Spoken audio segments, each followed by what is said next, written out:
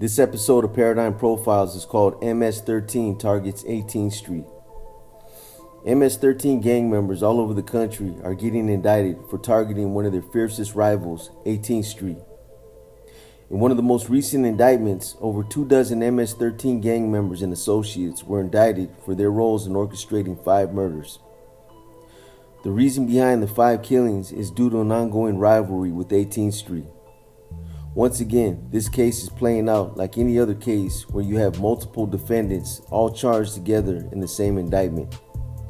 Some of them are going to maintain their silence, others are going to try to do what they can to help themselves, and then you got those that are going to make boneheaded mistakes by saying too much because they think they're smarter than everyone else.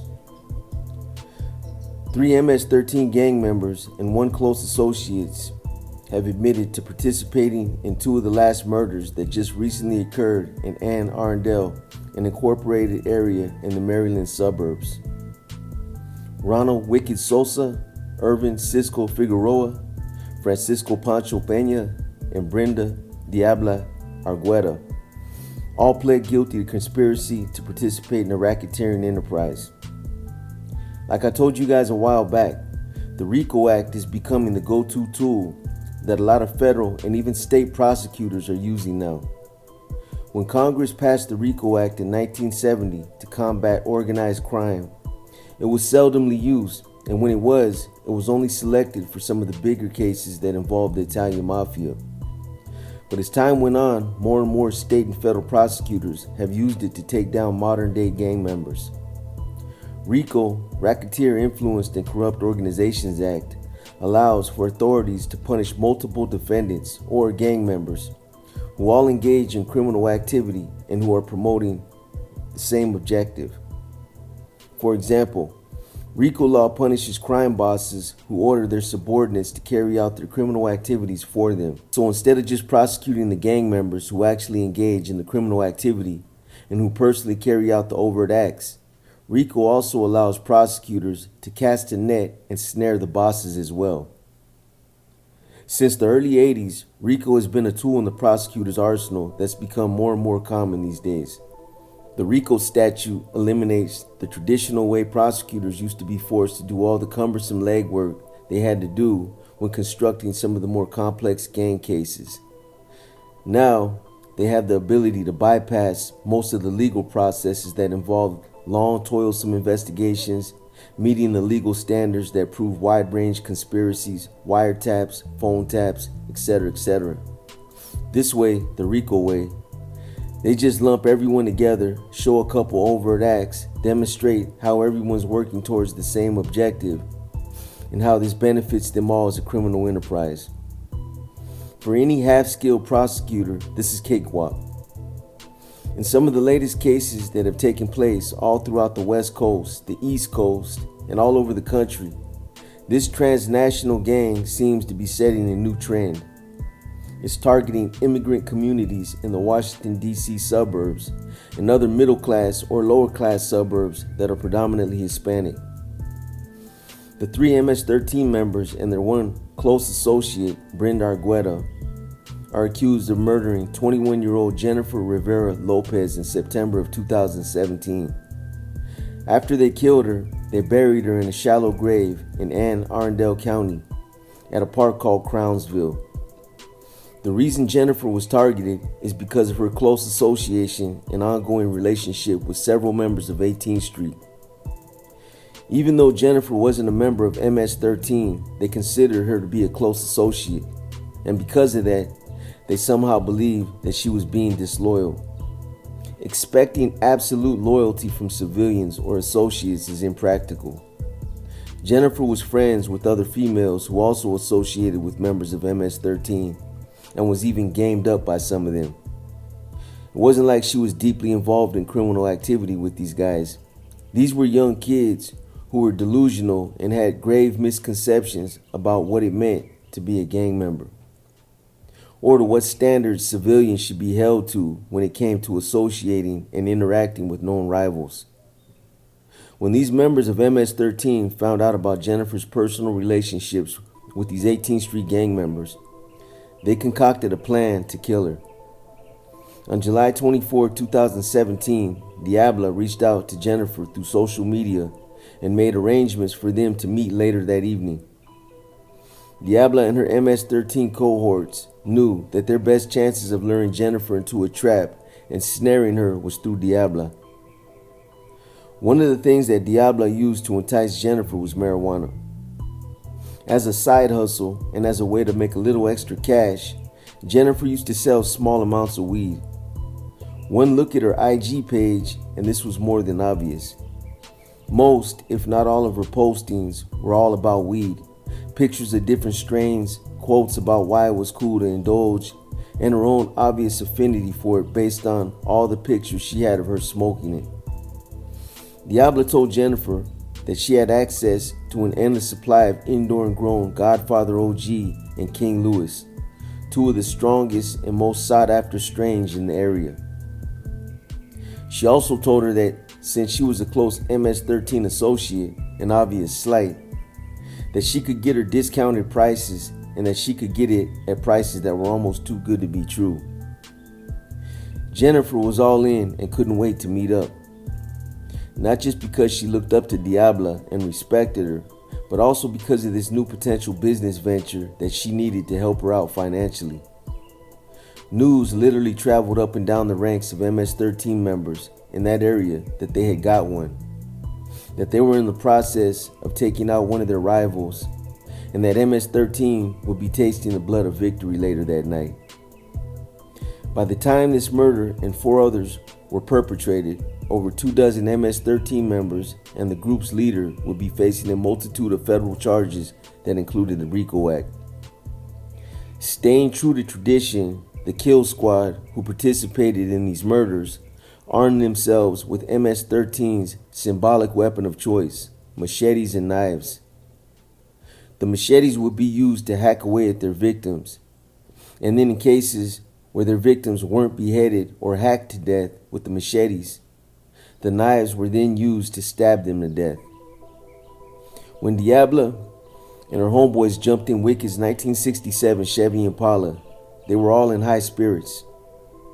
The very real possibility of whacking a rival from 18th Street and just the thought that their war party might be taking the life of another human being that night translated into an energy that they were all feeding on.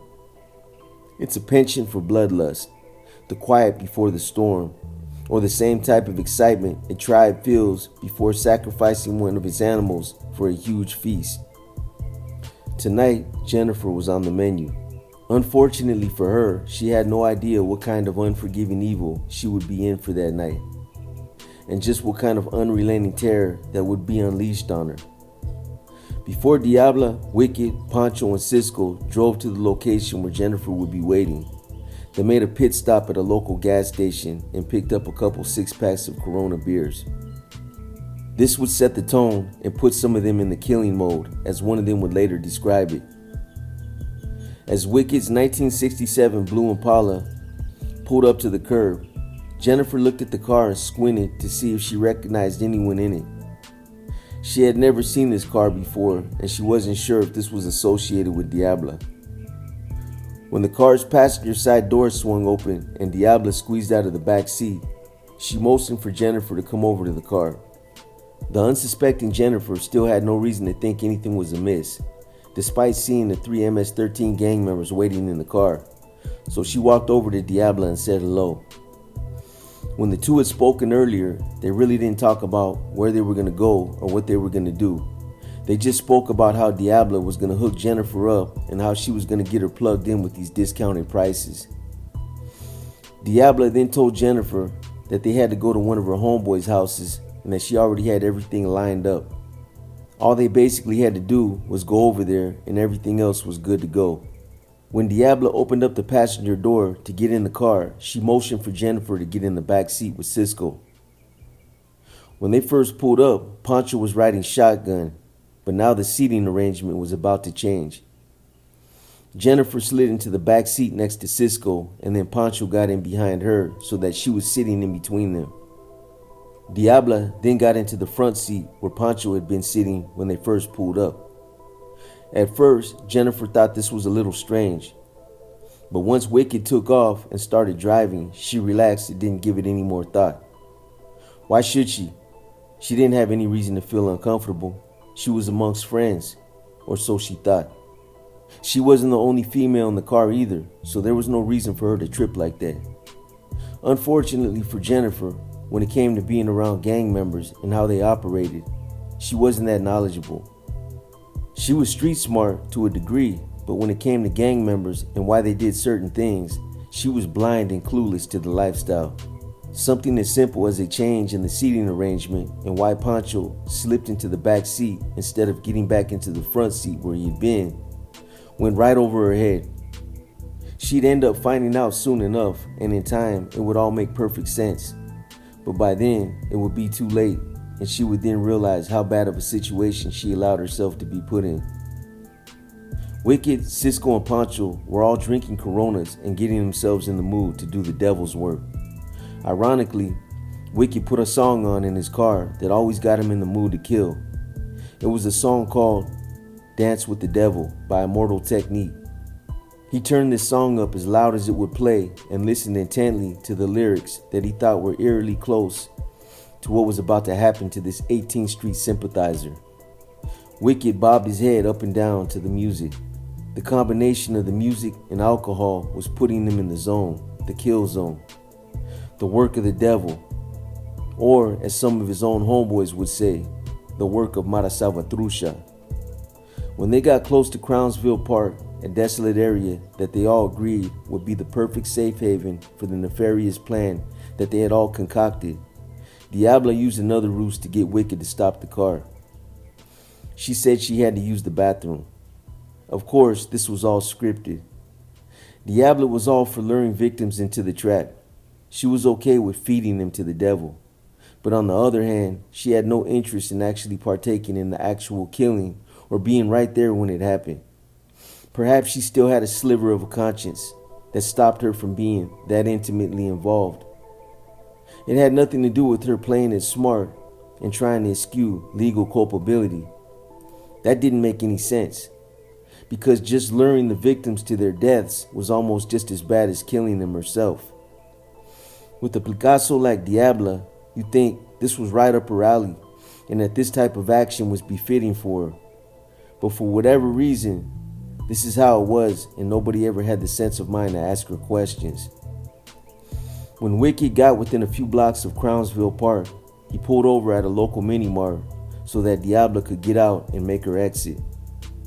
As soon as Diabla made her way into the mini-mart and walked out of view, Wicked accelerated and headed for Crownsville. Now, Jennifer began to sense that something was wrong.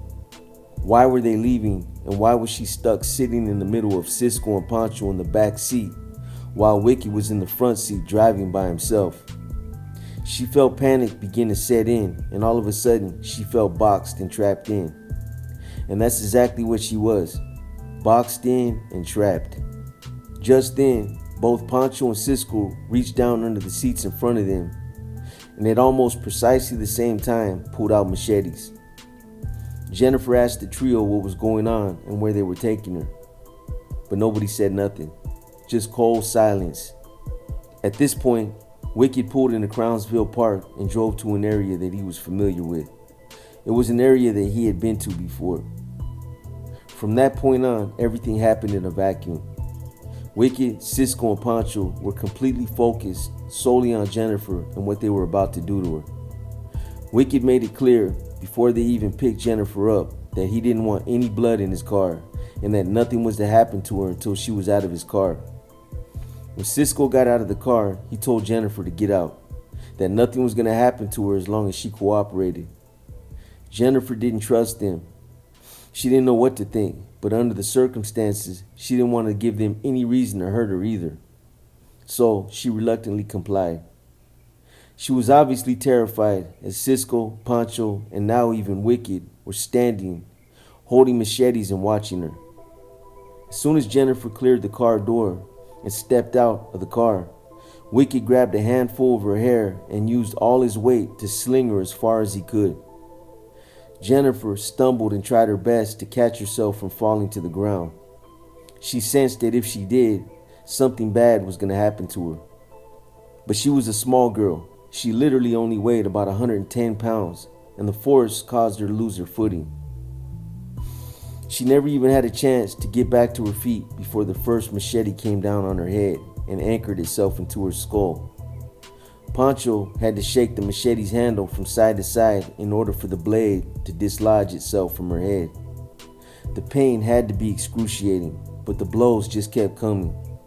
Wicked, Cisco, and Pancho just kept hacking away at her head, neck, and shoulders. She was bleeding so profusely that every time the machetes rained down on her, it caused the blood to splash back all over them.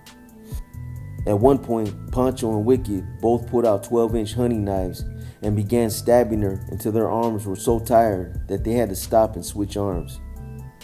All the stab wounds were carefully aimed directly at her chest, any one of which could have been fatal. They were obviously aiming for her heart. When they were done, Jennifer had been stabbed over 100 times. Her neck, face, and head had been hacked at so much that she was no longer recognizable. You couldn't even tell what gender she was. In a final showing of MS savagery, Wicked grabbed Jennifer by the hair and used his machete to cut through the small remaining chunk of skin, gristle, and bone that kept her head attached to her body. As he cut through it, it made a distinctive popping sound before her head was completely detached. With her head still in his hand, he held it up, turned what was left of her face towards his, and with his nose inches away from where hers had been, he smiled at the decapitated head. Then he rolled it into an area that would serve as a makeshift grave. Before they left, her blood-soaked body was dragged next to her head, and then the trio used their feet to kick dirt haphazardly over her. They really had no intention on burying the body or concealing it. This was evident by the way they left her, half buried and half visible. Before they got in the Wicked's car, they stripped out of their blood-splattered clothing and wiped off as much blood as they possibly could. It was almost unbelievable how much blood could actually come out of a small 110-pound body frame. It took less than 10 minutes for the life to be snuffed out of Jennifer Rivera Lopez. Just minutes before, she was a young, vivacious 21-year-old who was full of life, had a promising future, and had never really experienced what it felt like to be considered as someone else's enemy. In addition to killing Jennifer Rivera Lopez, Wicked and several other MS-13 gang members who all belonged to this particular branch of Mara Salvatrucha were also convicted for killing 17-year-old Neri Palacios. Palacios was found dead on October 3, 2017 in another desolate wooded area located off Open View Lane in Annapolis, Maryland. Palacios was killed for allegedly pretending to be affiliated with a branch of MS-13 who were active in the counties of Anne Arundel and Baltimore, Maryland. This branch identifies themselves as belonging to PLVS or Parkview Locals Barrio Salvatrucha.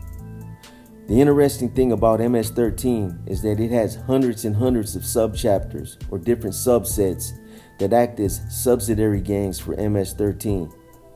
They all fall under the same umbrella of Mara Salvatrucha 13.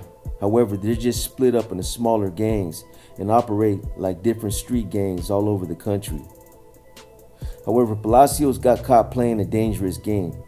He wasn't only pretending to be a member of a different branch of MS-13, but PLVS found out that he was assisting 18th Street rivals by warning them and helping them avoid MS-13 retribution.